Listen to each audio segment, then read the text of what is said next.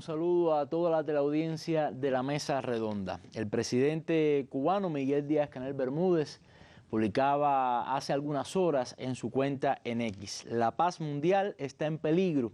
Israel y Estados Unidos arrastran a la humanidad a consecuencias imprevisibles con la agresión sionista contra Irán.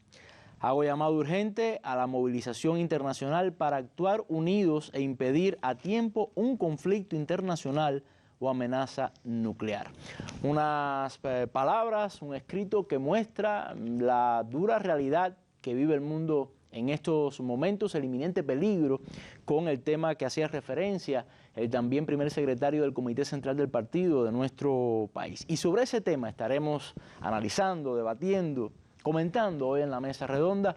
Me acompañan, como es habitual ya en estos temas relacionados con el Medio Oriente, la doctora María Elena Álvarez Acosta, profesora titular del Instituto Superior de Relaciones Internacionales y analista de temas internacionales, y también Leonel Nodal, periodista y analista de temas internacionales, durante muchos años corresponsal de Prensa Latina en muchos de estos países de Oriente Medio. Como siempre les digo, ya conoce nuestro tema, conoce también a nuestros invitados. Por favor, quédese junto a nosotros.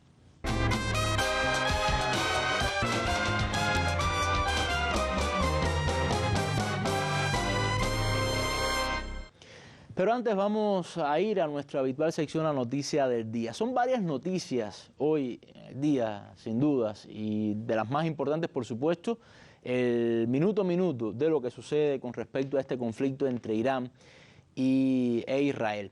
Pero les propongo ir a algo que ha sucedido muy importante en nuestra región. Me refiero a Argentina, en la ciudad de Buenos Aires, donde miles de ciudadanos han salido en apoyo a la expresidenta y ex vicepresidenta Cristina Fernández de Kirchner. Veamos la siguiente versión de la agencia francesa AFP.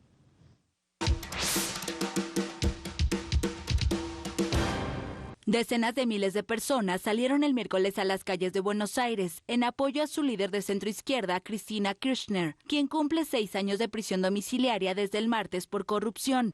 Bajo el lema Argentina con Cristina, entonaron cánticos peronistas y tocaron tambores. Llevaban banderas argentinas de sindicatos, organizaciones sociales, estudiantiles y pancartas con leyendas como "La patria no se vende". Vinieron por ella, pero es como que vinieron por nosotros, porque cada día somos más pobres, los jubilados no tienen remedio, no tienen para comer, las personas con discapacidad le sacaron todas las prestaciones.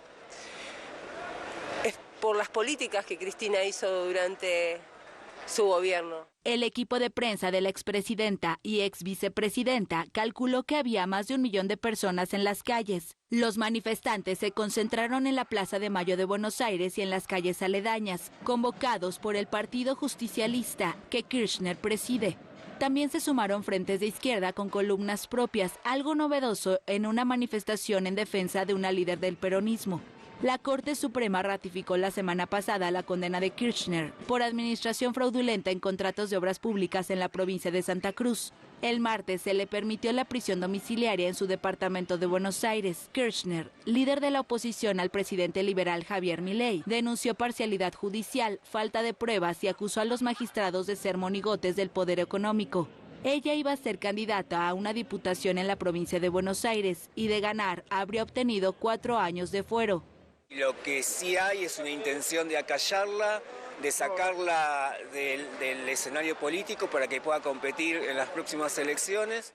La policía desplegó retenes en las rutas de acceso a Buenos Aires y dirigentes sindicales denunciaron que los autobuses fueron requisados múltiples veces en distintos controles a lo largo de las vías que conducen a la capital. Un nuevo protocolo impuesto por decreto permite arrestar a cualquier ciudadano para identificación por hasta 10 horas sin que intervenga un juez. Bueno, pues es lo que se ha vivido en las calles de Buenos Aires en el día de hoy. Cristina Fernández, que ha recibido también la solidaridad de muchísimas figuras políticas en el mundo, incluido la de nuestro presidente, de nuestras autoridades también y de nuestro país en general, ante esta nueva situación. Vamos ya al tema que nos ocupa en la noche de hoy.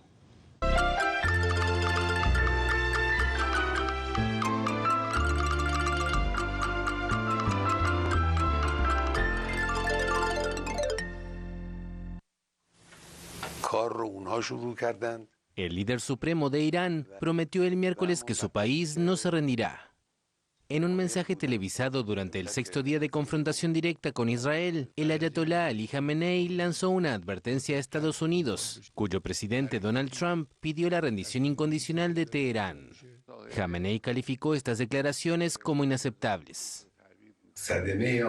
Si Estados Unidos interviniera en este terreno, especialmente mediante una implicación militar, el daño que sufriría sería sin duda irreparable. Khamenei, en el poder desde 1989, es quien tiene la última palabra en las grandes cuestiones de Estado. La nación iraní se opone firmemente a una guerra impuesta, como se opondrá firmemente a una paz impuesta. Esta nación nunca se rendirá a los dictados de nadie.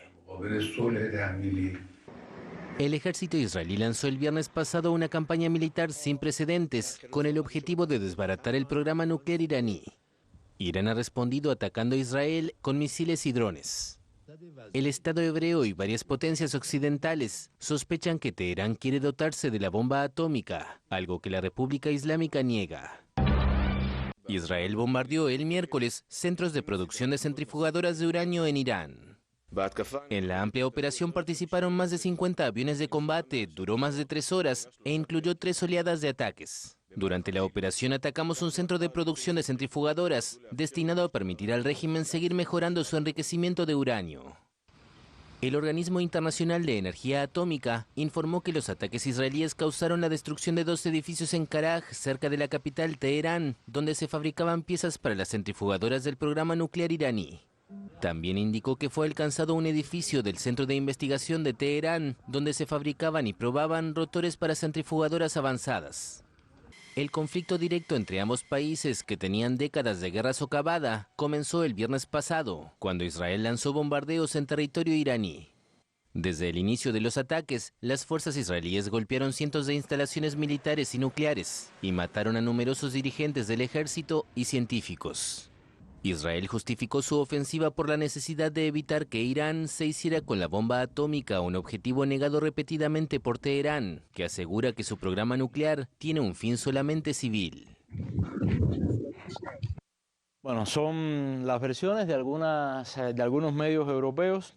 A esto hay que sumarle también, Lionel, una lluvia de declaraciones, sobre todo hoy, por ejemplo, las declaraciones del presidente Vladimir Putin, que ha dicho cosas con una contundencia tremenda. Por ejemplo, dicen aquí que Putin acaba de decir que no quiere ni contemplar la posibilidad de asesinato del ayatolá y que no retirará a los rusos que están trabajando allí en las centrales nucleares. Veíamos antes las autoridades iraníes diciendo que no se van a rendir.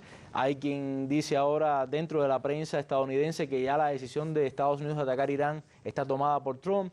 Coméntenos un poco, vamos a decir, lo más actual, que es a cada minuto, ¿no? Bueno, creo que este discurso de Khamenei puso hoy un poco de orden en todo el desparpajo de Trump con sus declaraciones insolentes, irresponsables. Trump en algún momento parece que no es ni siquiera un político con responsabilidad en Estados Unidos, no voy a decir el presidente, el jefe de Estado de una nación con todas las capacidades militares, estratégicas que tiene. ¿Por qué se para ahí y dice, no, lo que tiene es que renunciar, irse, rendirse? El desparpajo con el que él está o ha abordado el comienzo de esta aventura, vamos a decirle así, porque hay que decir que esto es una aventura de Netanyahu, a pesar de todas las especulaciones, que si lo estaban preparando hace un año, que si no, que fue hace 6 meses, que ya con Biden se estaba preparando, que el mes pasado, que en enero. En realidad, Trump ha estado jugando con todos los conflictos, y no voy a entrar en el tema exactamente de cómo es, porque María Elena lo va a abordar con más profundidad, pero no es que como en realidad la guerra, esta agresión de Israel contra Irán se desencadena en medio de un proceso negociador de Irán con Estados Unidos, 2 días antes de lo que, o 3, no, perdón, tenían programado para el domingo reunirse y la agresión la lanzan el jueves, de jueves para viernes. Es decir, y parecía, por los encuentros que se habían estado realizando, que ya esta era probablemente la última o la penúltima sesión en la cual faltaba ponerse de acuerdo. De repente, lo que sí es visible, oíble, audible, que todo el mundo escuchó, es que Netanyahu empezó a decir: nosotros no aceptaremos ningún acuerdo que le deje la más mínima posibilidad a Irán de enriquecimiento nuclear, de enriquecimiento de uranio. Si yo tengo minas de uranio, si yo tengo el recurso mineral para desarrollar una cantidad de centrales nucleares tantas como yo desee, por cuanto tengo lo más importante, tengo las cosas más importantes. Incluso se acababa de firmar un contrato de Irán con Rusia para la construcción de 8 nuevas centrales nucleares en distintas... Pero además, ¿con qué moral? ¿No? Israel, ¿con qué moral? Hablando de armas nucleares cuando tiene Bueno, ni ya siquiera las ha reconocido. ese es otro punto que podemos ver ahora. Pero quiero decir, el ambiente es que incluso en los últimos meses, desde que comenzó, vamos a decir así, la guerra de Gaza, desde que comenzó el genocidio en Gaza, que también es el trasfondo de todo esto que estamos... que vamos a comenzar a hablar aquí, porque esto no ocurre en medio de un teatro de paz. No es que ayer no pasaba nada y ahora de repente no. Israel está embarcado o se han lanzado primero a una guerra de exterminio en Gaza, y eso está ahí y sigue. Israel aprovechó el debilitamiento que se presentó en Siria y arrasó, nadie le hizo frente a su bombardeo, arrasando todas las infraestructuras militares de Siria. Israel bombardeó el Líbano como quiso y debilitó extraordinariamente la resistencia libanesa. Entonces, en ese trasfondo, Netanyahu ha abierto un montón de frentes de guerra, porque esos frentes no está ninguno, en ninguno de los casos esto ha habido un tratado de paz, ni ha habido ni siquiera un armisticio, no se ha negociado con nadie.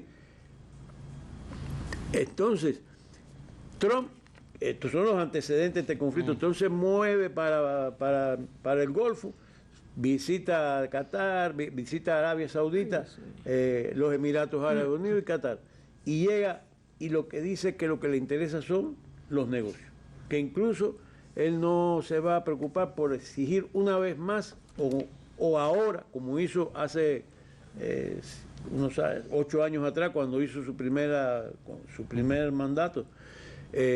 No iba a condicionar los acuerdos ni los negocios al tema del reconocimiento de Israel. Y en fin, este es el ambiente. Pero el que está embarcado en una guerra que no le está yendo tan bien como él quisiera, por cuanto ha generado allí una acción genocida, ha matado más de 55.000 palestinos, pero la guerra sigue. Yo quiero hacerle una pregunta. Netanyahu. ¿Qué ha demostrado esto que hemos visto todos estos días? Porque, por ejemplo, yo recuerdo que se decía que la famosa cúpula de hierro era invencible.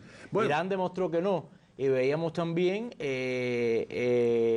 a ver, que Irán ha sabido responderle, se lo han sentido dentro de Israel. Exacto, porque primero, Irán tiene una industria de producción de armamentos de última generación en algunos casos. Irán no produce aviones, tampoco los produce Israel. Lo que pasa es que Israel, como es un testaferro de Estados Unidos ahí, porque vaya, no hay que darle muchas vueltas. Ellos tienen sus propios intereses, etcétera, pero la aviación esa que hoy en día está bombardeando a Irán es la aviación norteamericana, son los aviones de última generación. Que se lo han tumbado. Y le han tumbado algunos aviones. Hoy admitieron que le habían tumbado uno de los drones más sofisticados que ellos tienen.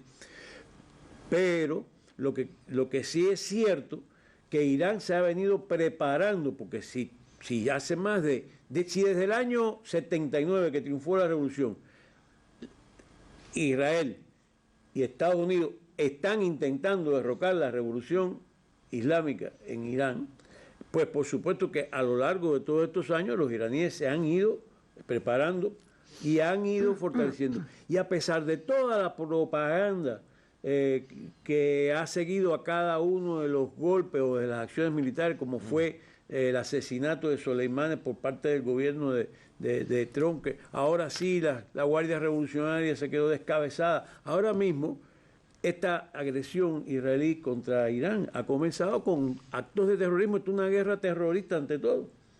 Son actos de terrorismo, mandar con el trabajo de la inteligencia, la infiltración, porque es verdad que ellos, la inteligencia, los agentes, los terroristas, porque en definitiva el Mossad no es solo espías, son terroristas, matones, asesinos preparados para matar dirigentes, para matar jefes militares, científicos, etc. Bueno, esta guerra comienza con acciones terroristas en primer lugar y con un bombardeo terrorista, porque en lugar de atacar o de ir sobre instalaciones militares o incluso de importancia estratégica, los centros científicos que ellos han bombardeado hoy en día están rodeados de armas, de armamento y antiaéreo y esas cosas, porque hay un enemigo que dice que los quiere eliminar, porque de lo contrario, en un lugar donde lo que hay es ciencia, no hay necesidad de estar previendo una agresión de este género. No, y que además no han logrado desarticular la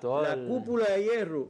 Un oficial israelí de la defensa antiaérea admitió hace 2 días, ayer o antier, que ha logrado un nivel de efectividad, ha perdido un 25% en su nivel de efectividad. Es decir, ellos dicen, bueno, tenemos un nivel de insatisfacción o de pérdida de efectividad del 25% de los casos. Lo cierto es que por primera vez, desde que se constituyó el Estado de Israel, hay un país. Por primera vez, Israel se lanza en una guerra contra una nación verdaderamente constituida y fuerte, porque todas las otras guerras de Israel con los vecinos fueron prácticamente paseos para ellos. Y ahora se han visto las bombas cayendo en Tel Aviv, en Jerusalén, en Haifa, en el aeropuerto. Bueno, los aeropuertos vamos a seguir hablando después sobre este tema más, sobre todo después, Leonel, sobre la situación interna de Israel, que yo creo que también explica un poco estas posiciones de Netanyahu. Pero bueno, usted hablaba de Trump, hablaba de Estados Unidos, que es un elemento importantísimo en todo lo que es el conflicto en la región y en las decisiones de Israel. Y a pesar de que ya no son tan novedosas, yo sí creo que, porque bueno, tienen ya algunas horas, sí podemos volver sobre las últimas declaraciones de Trump. Entonces darle paso a la doctora María Elena para que comience el análisis. Escuchemos. Tras acortar su estancia en la cumbre del G7, los mensajes de Donald Trump en torno al conflicto entre Israel e Irán han sido ambiguos, alternando continuamente entre el apoyo total a los ataques de Israel y el distanciamiento. El presidente de Estados Unidos proclama ahora que quiere que el conflicto termine, pero no mediante un alto el fuego. ¿Qué es específicamente mejor que un alto el fuego? ¿Qué es lo que busca aquí? Un fin real, no un alto el fuego. Trump se ha mantenido firme en una cosa, que Irán no puede tener un arma nuclear, pero la pregunta sigue siendo cuál será su próximo movimiento. Han aumentado las especulaciones de que Trump podría inclinarse por una participación más directa de Estados Unidos, especialmente después de que el lunes publicara un contundente mensaje en Truth Social advirtiendo a los residentes de Teherán que huyeran. Varios exfuncionarios de seguridad israelíes y el propio primer ministro Benjamin Netanyahu han estado esperando que Estados Unidos entre en la contienda militar, reiterando que las bombas antibúnker de Washington son cruciales para que Tel Aviv destruya el programa nuclear de Irán. Esto se produce después de que el Pentágono anunciara que estaba desplegando capacidades adicionales en Medio Oriente, con el portaaviones USS Nimitz desviando del mar de China Meridional y docenas de aviones de reabastecimiento de la Fuerza Aérea también en camino a Europa. Sin embargo, Trump también se enfrenta a una presión creciente a nivel nacional. Aunque la mayoría de los republicanos apoyan firmemente a Israel, voces claves de su base política argumentan que este es precisamente el tipo de guerra en el extranjero que Trump juró evitar en su campaña Estados Unidos primero. Trump ha mantenido que Estados Unidos no está involucrado en los ataques de Israel contra Irán. aunque funcionarios israelíes habían declarado anteriormente a los medios de comunicación que había plena coordinación con los estadounidenses. También ha insinuado una mayor diplomacia, diciendo el martes que no descartaba enviar al vicepresidente J.D. Vance y al enviado especial Steve Witkoff para mantener conversaciones con Irán, pero también ese mismo día en internet que no había iniciado conversaciones de paz de ninguna manera. Este martes, en una serie de posteos en Truth Social, Trump habló de rendición incondicional y se refirió a las amenazas contra Ali Khamenei. Sabemos exactamente dónde se esconde el llamado líder supremo. Es un blanco fácil, pero allí está a salvo. No vamos a eliminarlo, matarlo, al menos no por ahora, pero no queremos que se disparen misiles contra civiles ni soldados estadounidenses. Nuestra paciencia se está agotando. Gracias por su atención. Sea cual sea la decisión de Trump, las consecuencias serán cruciales tanto para Israel como para Irán y todo Medio Oriente. Bueno, estábamos en un comentario aquí mientras veíamos este material que me parece interesante y no quiero dejarlo pasar. Es un nivel, María Elena, de bravuconería, de yo soy el tipo, de todo el mundo quiere negociar, yo tomo una medida y todo el mundo después se acobarda, lo mismo, pero es el mismo discurso, fíjate, que con China en el conflicto comercial, que cualquier país que... Entonces, ¿quién se cree eso? Es decir, ¿quién se cree eso? Sí, pero fíjate, y me dio una respuesta muy interesante. No, yo te iba a decir otra cosa. El problema es que en política hay que leer entre líneas. Ese puede ser su estilo, pero hay que buscar la coherencia. Porque ese es un imperio. Yo te decía que los imperios caen desde dentro. Porque íbamos a hablar de Estados Unidos, vamos a hablar del papel de Estados Unidos.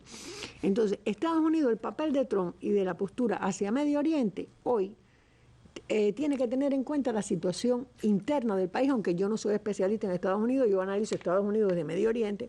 Sin embargo, fui a ver un amigo mío que es un excelente especialista, y entonces comentábamos, o sea, desde el punto de vista de la situación del país, está el problema de los aranceles, está California, está en Los Ángeles, hay una situación determinada, pero ¿qué pasa desde el punto de vista? No, y además, muy importante, no ha logrado cumplir muchas de las promesas, bueno, más allá de lo de la emigración. No, pero además, en lo externo tampoco. Entonces, ¿qué pasa? Que hablábamos, acá mi colega y yo, hay un intento de limitar las acciones del presidente por demócratas y republicanos. Pero entonces, dentro de los republicanos, podríamos decir que hay dos tipos. Están los que están en contra, pero ¿qué pasa? Que este compañero me dice, hay un efecto acumulado del lobby sionista. ¿Pero qué cosa es el lobby sionista? El lobby sionista es el capital financiero internacional y manda. Y hay muchos de esos senadores, muchos de esos políticos llegan al poder por ese dinero. Pero Marco Rubio ha recibido más de 1 millón, entonces, solamente de uno de esos grupos. Iba a hablar de Marco Rubio. Dale. Entonces, en la plataforma del MAGA y del America Fair anterior era Estados Unidos. Pero ¿qué pasa? Que dentro de ellos sí tenemos la misma línea de Trump, pero realmente son neoconservadores que se unieron a Trump. Entonces, realmente el aislacionismo, el MAGA, el Make America Great Again, pero tengo que mantener mi postura en el exterior. Y entonces esto crea algo así como una situación complicada, que Trump parece que no la ve y Vance tampoco, pero no es así. Y entonces, por último, desde el punto de vista interno, porque no es realmente lo que estamos viendo, que debo decir, comentábamos que se hizo una encuesta en The Economist, 60% no está de acuerdo, y dentro de eso, o sea, dentro de los que participaron, el 53% de los republicanos no está de acuerdo en la guerra. Yo no la voy a comparar, pero las guerras a Estados Unidos le ha costado caro. Me acuerdo la de Vietnam, con el síndrome, y de Afganistán tuvo que irse, etcétera. Estamos hablando ahora de una guerra que recuerdo a Fidel Castro, que hace muchos años, hay un video de él por ahí, bueno, pero, vamos a poner. Pero Fidel la sorpresa, bueno, no es sorpresa, pero tengo que decirlo porque es que hablaba de eso y la importancia, y tú ves las líneas hoy y tú dices, bueno, era un genio porque realmente lo visualizó y decía que ojalá no suceda. Entonces, indudablemente lo que está pasando hoy, Estados Unidos es el responsable número uno, porque esta área en el contexto internacional, en la transición intersistémica, es esencial. Y bueno, nunca traigo el mapa, no se lo doy al director, pero Irán además es la bisagra entre Europa, Asia y Medio Oriente, porque Medio Oriente es Asia Occidental, pero Irán está aquí. Es el que da después para Asia Central y para Asia Oriental. Es Rusia y es Europa. Es estratégico. Entonces, esto es lo primero que quiero decir. Por tanto, a esto unimos, tú hablabas de los palestinos, etcétera, se habla de Medio Oriente porque es un área geopolítica, pero Israel existe, no me voy a extender, pero ¿por qué el papel de Estados Unidos? Israel existe por Gran Bretaña, por Estados Unidos y por el soporte que le ha dado, sobre todo después de Estados Unidos. Después de la guerra del 56, todas las guerras y todas las acciones de Israel han estado en combinación con Estados Unidos. Bueno, Trump lo dijo. La retaguardia de Israel es Estados Unidos. Entonces vamos a hablar. ¿Estados Unidos va a intervenir apoyando a Israel o va a intervenir contra Irán si interviniera más allá de Israel? Tendría que Irán enfrentarse a los dos. Esto sería algo interesante. En el discurso, como tú planteabas, es una cosa de que te amenazo, la rendición incondicional, entonces ahora podemos matar a Jamenei, lo tenemos ubicado, pero yo dije que no. Pero ¿qué pasa? Que aquí hay un elemento esencial. La cultura persa es que no la entienden. Es que no entienden, las otras culturas no las respetan, y al no entender la psicología, el significado, no, porque hay manifestaciones, después hablaremos de eso. Pero entonces, yo leía, te decía algo muy interesante antes de venir para la mesa, de un autor que habla de la ambigüedad estratégica. ¿Hasta qué punto pudieran estar utilizando esto para presionar a Irán para que hagas concesiones? La ambigüedad estratégica significa... no voy a mandar, pero entonces yo digo que no, pero vamos a conversar. Entonces, ¿qué pasa?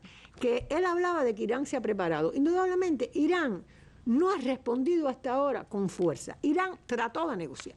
Sí, yo lo tenía aquí desde el 79, pero ya cuando llegó la cosa de lo nuclear, Irán, Organización Internacional de Energía Atómica, conversó, llegó a un arreglo, pero entonces ahora lo agreden porque la puede tener, pero si está conversando con Estados Unidos. Entonces realmente yo no voy a referirme a las razones reales, tal vez después las diga, pero en el discurso de Trump hay una doble vía, en el de Netanyahu, agresión, y bueno, pidiendo, y hay todo un movimiento hacia el área. Después vamos a hablar de la región, porque esto no se puede sacar del contexto y de las alianzas y de lo que puede perder o no. Yo decía, y bueno, no estaba de acuerdo con mi colega, Estados Unidos no puede entrar, porque si entra, ya Medio Oriente se va a reconfigurar. Gane quien gane, se extienda la guerra, ya está reconfigurado. Porque, por ejemplo, el eje de la resistencia se había debilitado, pero el eje de la resistencia, el más poderoso es Irán, y Ansarallah, que está allí, cuidado. Entonces, ¿a qué nos estamos enfrentando? Dice, bueno, Estados Unidos, vamos a ir a una guerra nuclear, estará dispuesto Trump a hacer esto. Entonces, Estados Unidos, si no apoya a su aliado, si no entra, pierde legitimidad a nivel internacional. Pero si entra, también puede perder. Entonces, yo creo que el imperio tiene una situación complicada, que vamos a seguir dándole seguimiento, porque no solo se puede ver a Trump con Israel e Irán, sino hay que ver las monarquías del Golfo, hay que ver a Turquía, hay que ver los países de Asia, como yo le digo, el eje de la resistencia, Rusia, China, Pakistán, que tal vez después hable de él, e Irán, y esto, cómo se está moviendo. Entonces creo que es una situación inédita, porque está la posibilidad. Cuando uno va al debate popular, porque bueno, sabemos que los cubanos tenemos una cultura política sin duda y se generan muchos temas, o sea, quizás en otros países no se debata tanto, en muchos países de política, de temas ajenos, no lejanos a nuestra realidad. No, igual sabemos de pelota y de todo. Y en ese debate popular hay como que dos criterios que lo hemos abordado aquí en la mesa, de quién condiciona a quién. Si es Estados Unidos quien condiciona a Israel, o es Israel quien, a través de esos lobbies, de esos poderes, maneja los hilos de la Casa Blanca. Mira, yo nunca me lo planteo así. Yo creo que Estados Unidos, como poder hegemónico, tiene objetivos. Israel no puede tener los objetivos de Estados Unidos, pero hay una coincidencia de intereses. No vamos a la historia, lo hemos hecho nosotros aquí. ¿Por qué está Israel allí? Imagínate tú que Israel es la cara de la democracia en Medio Oriente. Entonces, no, porque Estados Unidos es rehén de Netanyahu. Mira, no me lo creo. Porque Estados Unidos, si tuviera otros intereses, más allá, porque fíjate, ese lobby sionista es fuerte, pero ese lobby sionista también interesa que Estados Unidos sea fuerte. Vamos a estar claros. Entonces, una relación dialéctica, vamos a decir, de aliados, que son aliados muy fuertes y que sí pueden, pero indudablemente Israel depende más de Estados Unidos que Estados Unidos de Israel. Bueno, hablabas de... A la larga. ¿Quería apuntar algo? No, es que esto está bien dicho. Ay, gracias. Es como dice, la historia esta comienza, ese Israel de hoy, para empezar, es un Estado, no es ni un Estado, vamos a decir así, sí, en propiedad no es un Estado, porque no tiene constitución, no tiene fronteras determinadas ni reconocidas, tiene muchísimas incongruencias. Es en todo caso, por eso los críticos más radicales le llaman una entidad, es una entidad, es una neocolonia británica o anglosajona, y simplemente sirvió a Inglaterra para no perder el control sobre la Palestina que tenía ocupada después de la Primera Guerra Mundial. Inglaterra no podía decir, Gran Bretaña, el Reino Unido no podían decir, bueno, esta va a continuar siendo una colonia. No pudieron hacer los británicos lo que hicieron los americanos con Puerto Rico, que lo declararon Estado Libre Asociado. Si esa figura hubiera existido en el derecho británico, claro, a lo mejor Palestina pudiera haber devenido un Estado Libre Asociado, pero no lo fue. María Elena hablaba... Y entonces sencillamente surgió ese engendro, a donde fueron a dar 1 millón de europeos por la fuerza, porque además entraron tirando y siguen matando gente. María Elena hablaba de Fidel, y precisamente ayer veíamos en uno de los programas hermanos de la familia de Ideas Multimedia con Filo, un video precisamente de Fidel hablando sobre esto, que parece, dicho profético. A las 7 de la noche cuando estábamos comenzando la mesa. Yo quise traerlo otra vez y creo que ha sido una decisión muy prudente. Veamos. Claro.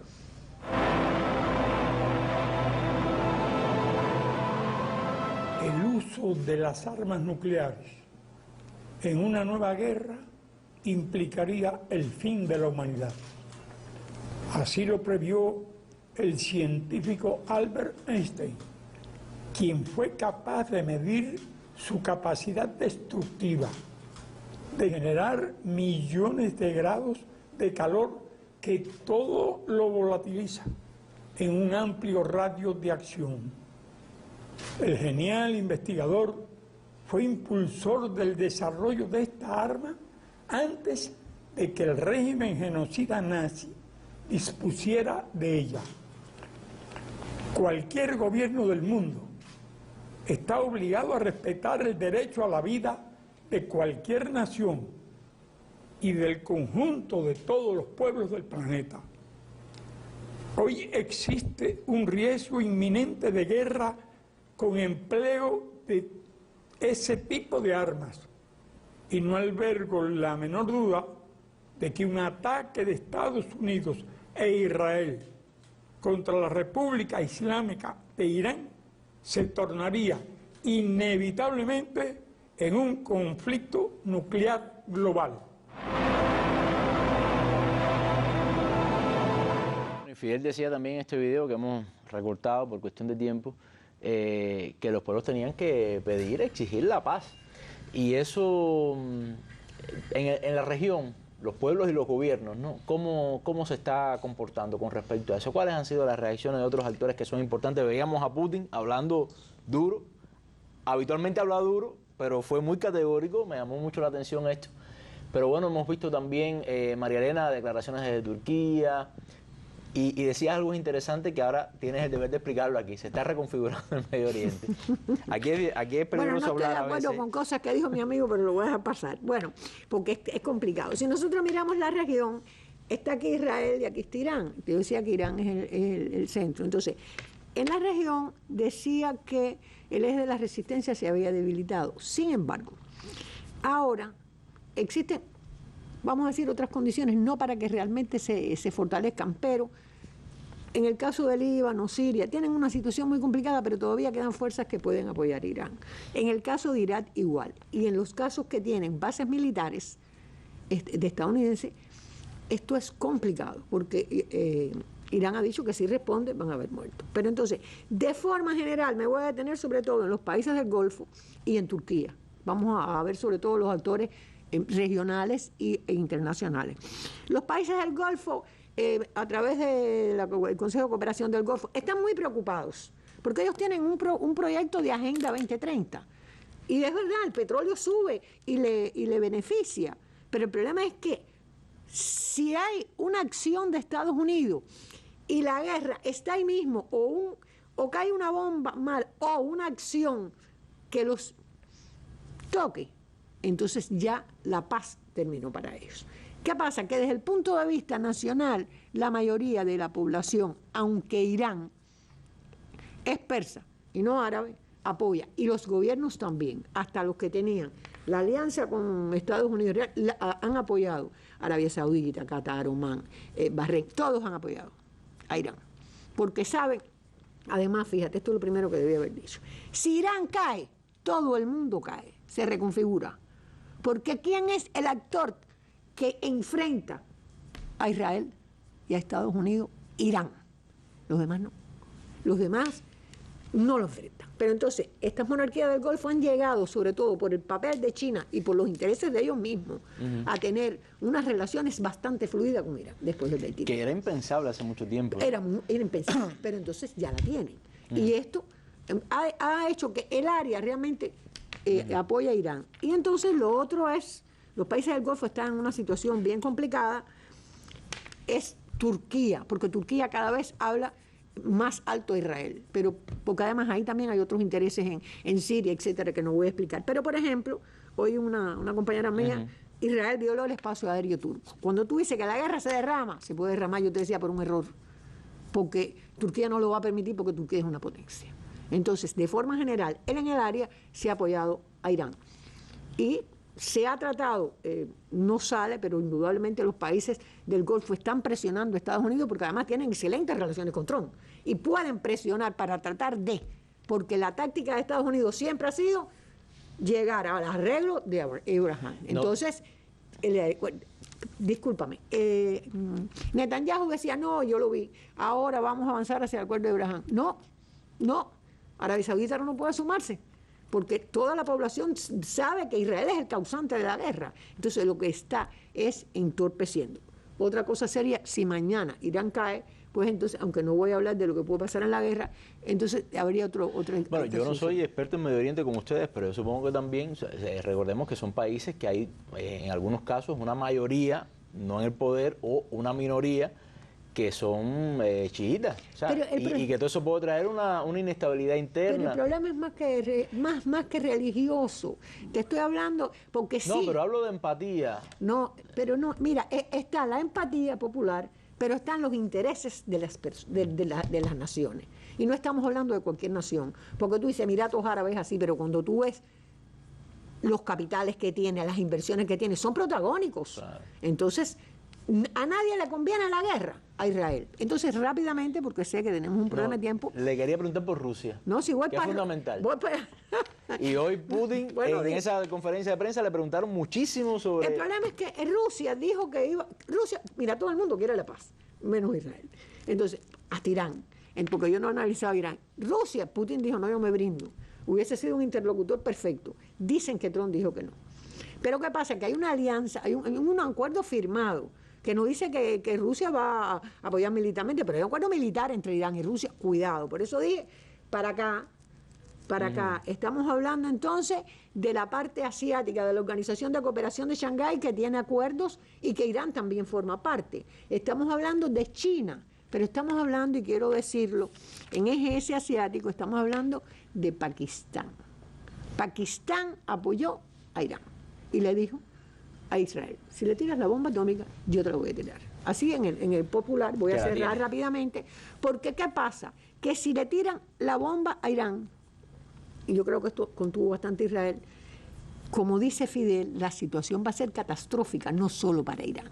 Eso sería ya una cosa así tremenda. Y por supuesto China y Rusia, que tienen excelentes relaciones con Irán, más allá de la Organización de Cooperación de Shanghái, porque el acuerdo que tiene China con Irán es de asociación estratégica por 25 años, y Rusia igual, indudablemente se están tratando por todos los medios de que baje el nivel y se vaya hacia la paz. Ahora, yo le preguntaba, Leonel, en su primera intervención al finalizar, sobre la situación interna en Israel, porque hay muchos expertos que dicen que todo vamos a decir, todos estos movimientos, todos estos conflictos externos, dígase por ejemplo Palestina, dígase esto propio con Irán, tiene que ver con la debilidad del propio Netanyahu como político, sus crisis internas. Un poco cuál es la situación interna allí, cómo esa población israelí, que sabemos que es diversa, heterogénea, ha asumido este Bueno, tema. yo te voy a decir algo muy simple. Hoy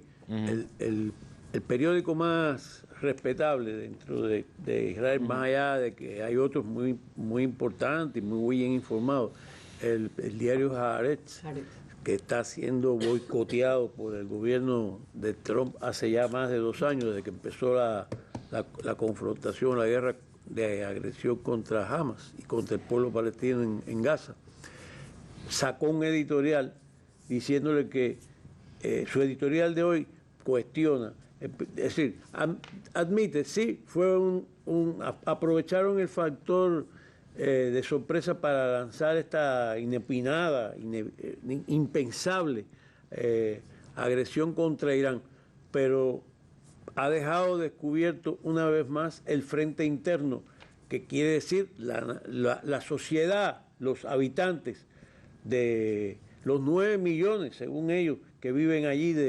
Ellos hablan, el último censo dijeron que tenían 9 millones.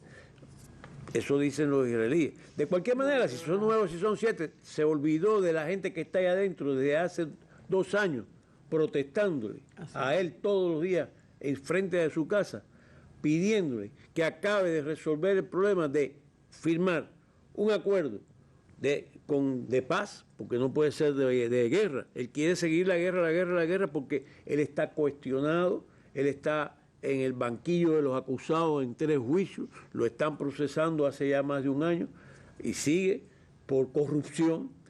Y en Israel los principales comentaristas, con nadie desconoce, y la mayoría de la gente afirma de que esta guerra tiene una motivación política de él, más que de necesidad o del problema existencial ese que él esgrimió como pretexto. No, van a tener la bomba, si no es mañana, dentro de 1 año, y ese es un problema que pone en crisis la existencia del Estado. Mentira.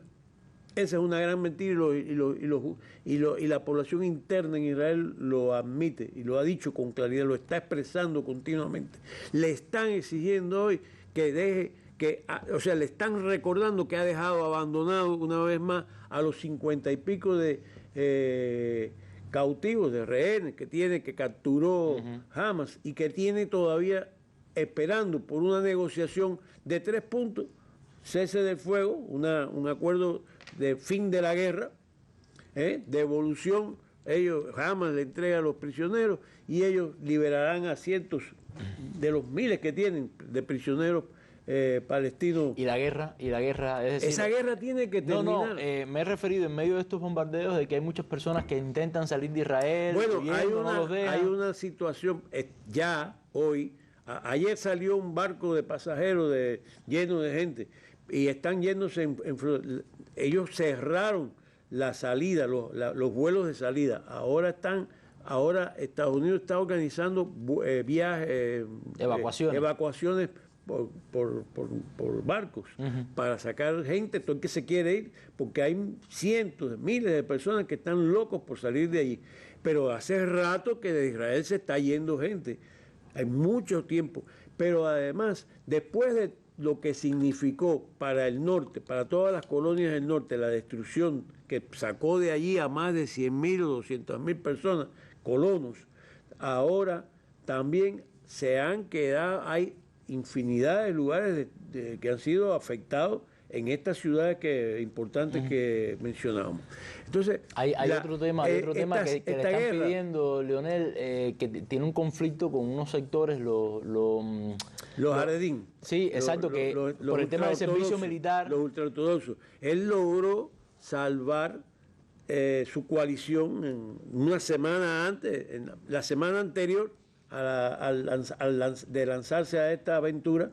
Estuvo a punto de ser disuelto el Parlamento y la coalición incluso quedarse con menos de los 61 votos que necesita para mantenerse en el gobierno, porque finalmente hizo una concesión, hizo una maniobra allí que prometió que efectivamente le va a aprobar una ley que le impide reclutar a los ultraortodoxos, que le llaman, o no son ultras, son simplemente estudiosos de la Torah, de toda la religiosidad judía. Todo hombre que se dedica a eso está exento, aunque tenga 20 años, 25, 30, aunque esté superapto para el servicio militar, su misión es estudiar los documentos religiosos. Es un dedicado a este asunto. Vamos simplificando. Entonces, logró salvar la coalición, pero está en la cuerda floja hace mucho rato. Y esta es una de las cosas que le están advirtiendo hoy y que están analizando hoy expertos, gente que sabe mucho de lo que está, de cómo se mueve las relaciones de fuerza en Oriente Medio. Él está prácticamente condenado a muerte porque es un genocida. Me he leído una de las mayores descripciones de lo que es genocidio por un experto israelita publicado en la BBC el 9 de junio de este año. Israelí, judío, norteamericano, expertísimo en lo que es holocausto, genocidio, todo eso, y él dice, no hay la más mínima duda, estuve allí, fui a los lugares y aquello no tiene nombre. Entonces él está condenado como un genocida. Él está, esa coalición de gobierno tiene que salir del poder porque es un estorbo, incluso para los planes de Estados Unidos en la región, porque incluso para la concreción de algunos de los acuerdos que se habían ido, ha fracasado el plan, eso no va. Los palestinos de Gaza seguirán viviendo sobre los escombros, pero no va a haber expulsión ni va a haber traslado por mucha presión que están haciendo. Entonces, ese es lo que yo veo, tal como yo lo veo, más allá de lo que va a pasar militarmente. Cuidado, porque Estados Unidos está haciendo todo un plan de defensa, no precisamente de salir a salvarlo a él. Gracias, Leonel, gracias.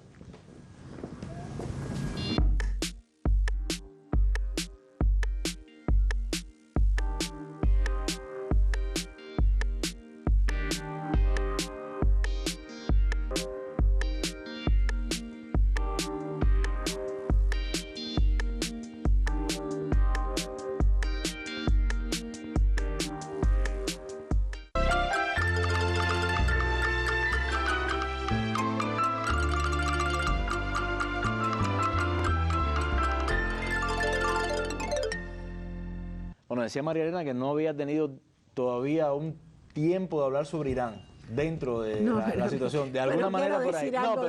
Quiero decir algo de Gaza. Bueno, ahora, pero déjame hacerte la pregunta. Déjame hacer la pregunta y después usted entonces dice lo que tenga que decir sobre Gaza. Te lo voy a unir. Que además, por supuesto, está relacionado. ¿Desde cuándo nosotros estamos escuchando hablar de esas supuestas intenciones de Irán de tener su bomba nuclear, ese pretexto de Israel? Yo recuerdo, como lo comentábamos ahí, en el año 2011 estuve en ese país y ya se hablaba hacía tanto tiempo de eso. Siempre ha sido la excusa, siempre ha sido el pretexto. Y hay una pregunta importante: ¿por qué Irán? Porque es verdad, hoy es, usted lo decía, una columna vertebral de esa resistencia, pero esto viene desde hace mucho. Bueno, bien, yo quería decir primero que Israel, y me disculpa, la situación de Gaza sigue siendo la misma, lo que nadie la mira. Pero hay una cosa que yo voy a dejar interrogante. ¿La acción de Irán fortalece o debilita a Hamás? Porque Hamás está allí, sigue allí. Además, Israel sacó a algunos militares de Hamás para cubrir sus fronteras con Siria y con otros territorios. Esto es muy importante porque entonces tú analizas los temores, vamos a decir, así que tiene. Bueno, esta cosa de los que se van. Yo leí una fuente que dice que son más de 2.5 millones de personas. Y esto desmistifica lo que es el Estado de Israel. Porque cuando tú quieres a tu patria y a tu nación, tú no te vas. Pero ellos están acostumbrados a que no haya guerra. La guerra es terrible, se pueden ir. Pero entonces lo que quiero decir, más allá de la conducta, Israel se basa en el hecho consumado. ¿Cómo expulsan a los palestinos? Poblando. Cuando no tengan población o tengan menos población, entonces, ¿dónde está la legitimidad? Lo otro que quiero decir que es para Israel todo es existencial. No, para Israel nada es existencial. Para los demás pueblos que rodean Israel es existencial. Porque Israel es quien ha desarrollado la guerra, expulsado. Entonces ya está bueno del mito de que es un problema existencial. No, no. El problema existencial es para Irán, para los del Golfo, para Líbano, que desde que Israel llegó han habido 8 guerras. Y siempre Israel participa menos en la guerra irano-iraquí, que Estados Unidos estaba detrás, y en la guerra del Golfo. Entonces, ahora, rápidamente, ¿por qué Irán? No es porque sea la bisagra, es porque Irán en el año 79 hizo una revolución. Que no lo creamos a mí, porque nosotros también pensamos como occidentales. Una revolución islámica, eso es inconcebible, tiene parlamento, tiene esto, tiene que lo bien. Una revolución islámica, que además estuvo hasta lo de los contras, pero de eso no voy a hablar. Pero es una revolución antiimperialista, antisionista, y es un poder que logra tener una influencia, porque aquí en el mundo se dice, no, porque Ansarallah es pro-iraní. No, están aliados. Ansarallah defiende a Yemen. Pero tiene aliados. Entonces, el problema no está en el arma nuclear, el problema está en lo que significa desde el punto de vista del antiimperialismo, el antisionismo y el apoyo a la causa palestina. Porque esa región se le dice, por lo menos yo con mis clases, el Medio Oriente, porque está vinculado a ese conflicto. Y entonces un poco ahí tú ves cómo se mueve, es como único lo puedes organizar. Entonces, en ese sentido, más, porque tú dices, bueno, por el programa nuclear, pero por la bomba, pero ¿dónde está la bomba? Si la bomba no está. Pero entonces hay una mitología en yo ayer leí un trabajo muy bueno de esto. ¿Quién tiene el arma atómica? Israel. ¿De quién es el problema existencial de los demás? Pero además no participa en la Organización Internacional de la Energía Atómica. Pero Irán sí se sometió a la supervisión, ahora dice que se va. Hace muy bien, porque además el presidente le estaba informando a Israel y Estados Unidos. Entonces, ¿de qué estamos hablando? ¿Quién agredió? El presidente de la organización. Sí, el presidente, que era argentino. Entonces, es verdad. Y bueno, y desde el año 12 o antes están matando científicos nucleares porque no quieren que sea un poder. No quieren que tenga un protagonismo, porque es antagónico a Estados Unidos. No entra en su proyecto, porque las alianzas que tenía Estados Unidos y Gran Bretaña en esa área, sobre todo eran Irán e Israel. Pero Irán se fue. Irán se convirtió. Lo de Chad. Claro. Que ahora uno de los herederos de Chad está pidiendo súper bien. La democracia. Que eso es un tema también, como están tratando de apuntar a fracturar internamente el país. Lo que pasa es que ahí está. No, yo quiero hablar de eso. Bueno, mira, tú me decías, bueno, ¿por qué Irán? Porque ahora la agreden, pero cuando tú vas, yo escribí aquí, Irán, sanciones, se van del pacto, Trump se va, pero las sanciones son antiquísimas. El dinero que se han gastado al interno, porque fíjate, no es que no haya personas en contra, pero indudablemente todo eso está apoyado desde fuera. Y yo siempre digo, nosotros somos el modelo democrático, pero es que esas sociedades son milenarias. ¿Qué partidos van a hacer allí? No, porque tienen que modernizarse. El desenvolvimiento histórico concreto de los países tiene que ver con su identidad. Los cubanos somos así porque somos isleños, porque somos el ajiaco, porque nos creemos que sabemos de todo, pero y hablamos alto y mira yo como gesticulo en la televisión horrible. Pero somos así. Pero ellos son diferentes. Y tú lo conversabas conmigo. Ellos se sienten orgullosos de ser persas. Yo recuerdo que en el hotel donde estuve, nunca se me va a olvidar, el único libro en español que vi, que además con unas letronas así, decía Irán, 7000 años de historia. Me pareció un poco exagerado, pero dice Leonel que sí, que perfectamente. Pero es que si la medicina todo... mira, vamos a dejar... Un día vamos a dar una clase de historia aquí. Son potencia y quieren que lo reconozcan. Tú sabes todo lo que le debe Europa a eso. Entonces, ¿por qué Irán? Porque es el principal desafío, porque es el que no pueden vencer, porque es el que no han podido tumbar, porque es el único contrincante.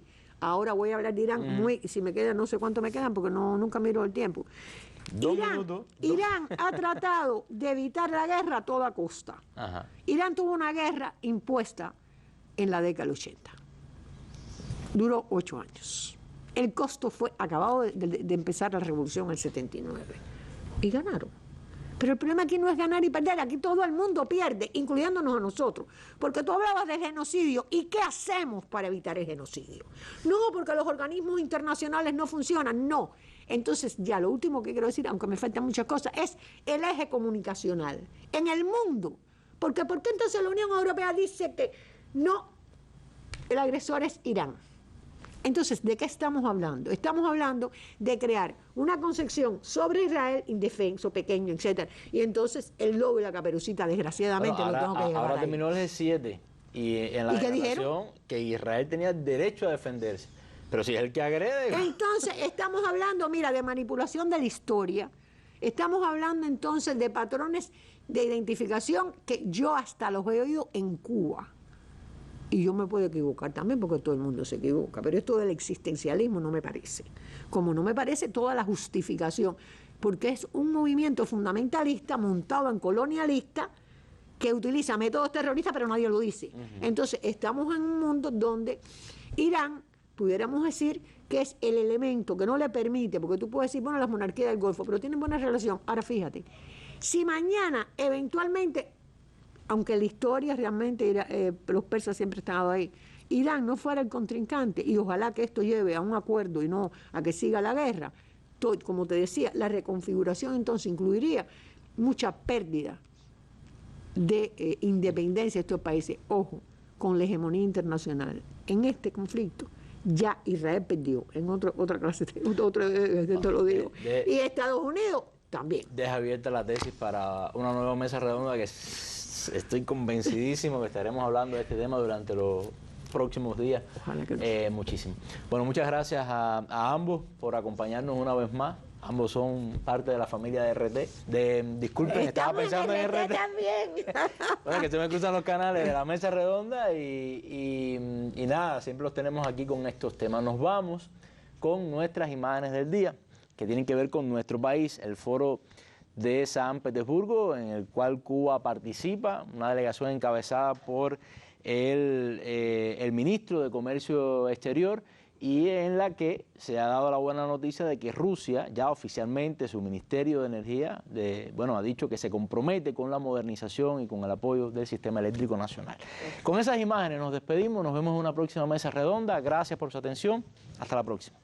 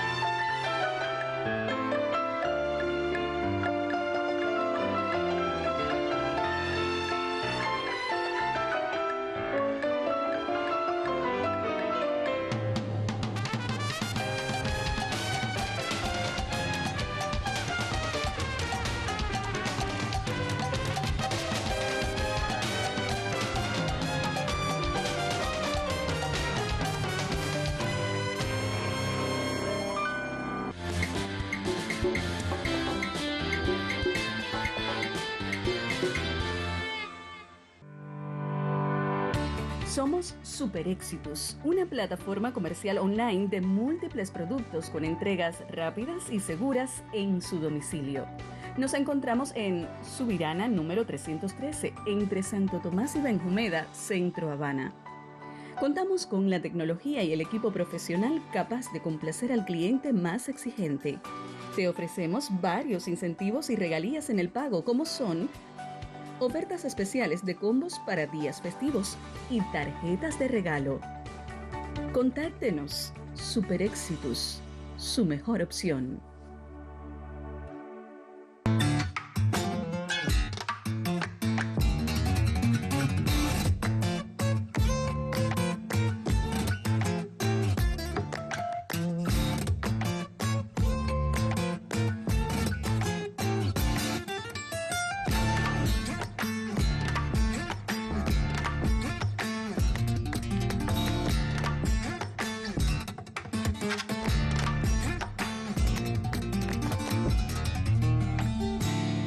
la más clásica de tus oportunidades.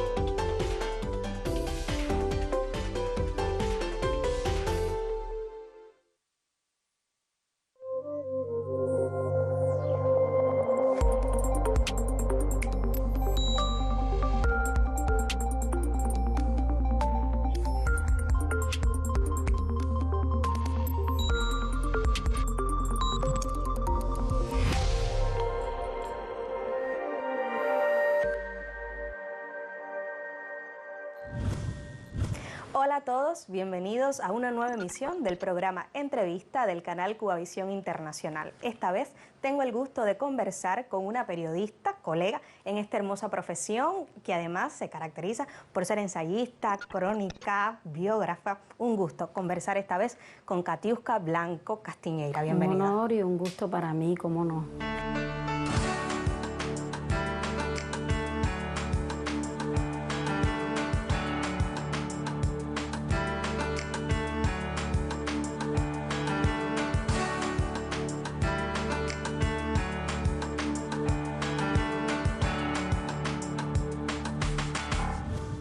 Cuando uno estudia periodismo y empieza en la carrera, le embargan muchas dudas, sobre todo por la elección de la carrera, por la continuación en ella y el futuro que tenga el periodismo. Cuando Katiuska empezó en las aulas de la universidad, ¿qué le pedía al periodismo? Y bueno, tantos años después, ¿el periodismo la ha recompensado? Bueno, realmente sí. En primer lugar, empiezo por el final. De más. La profesión del periodista y sobre todo en un país en revolución es extraordinaria porque tiene que palpitar al ritmo de transformaciones profundas en bien de la mayoría y porque el protagonista principal de ese cambio, de esa transformación es el pueblo. En el caso de Cuba, con toda su historia a cuestas y por delante, ¿no? Entonces es una oportunidad excepcional ejercer el periodismo en Cuba también.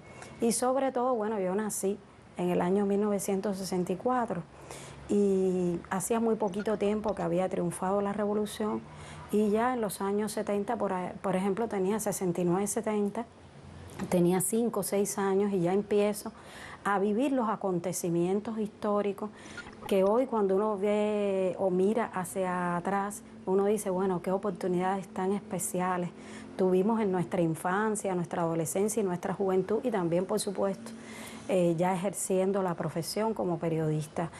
Con el paso de los años, bueno, las oportunidades extraordinarias, también en el ejercicio de la profesión, como al mismo tiempo cumplir una misión internacionalista o estar en otras provincias, viajar a los lugares más recónditos del país, es algo que el periodismo también te permite conocer tu país, no solo, pudiéramos decir, por tierra, sino también por mar y por las profundidades, pudiéramos decir, porque te da la oportunidad también de estar en lugares como las minas, los talleres, las fábricas, las escuelas, las universidades.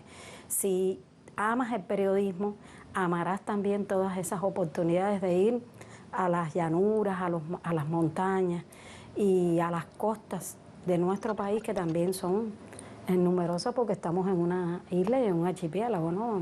Rodeados de mar. Entonces, esas oportunidades de conocimiento de la geografía espiritual, geográfica y también material de los que fundan y hacen la riqueza del país, te la permite el periodismo.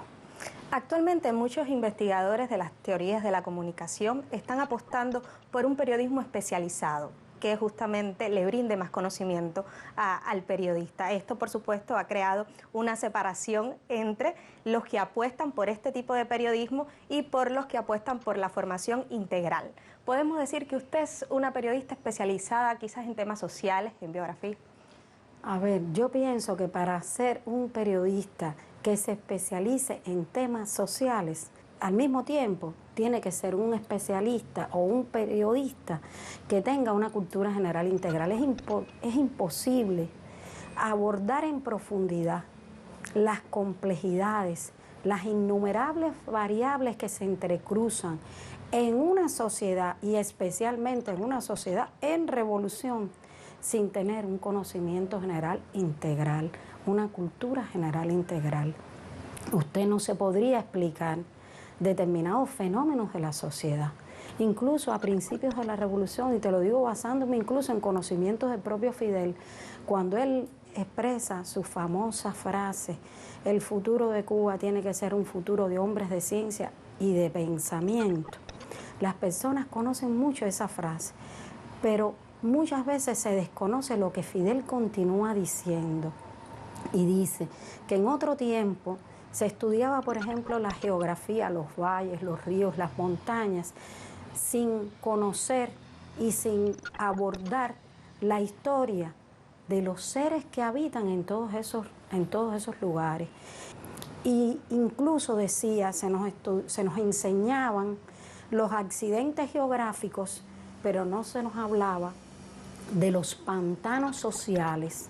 Se nos hablaba de las cumbres de las montañas, pero no se nos hablaba de los profundos abismos en que estaban poblaciones importantes del país. Habla de ciénaga social, de pantano social. Y entonces, cómo él de alguna manera imbrica todos sus conocimientos para tener en el centro la humanidad. Es decir, es tener en centro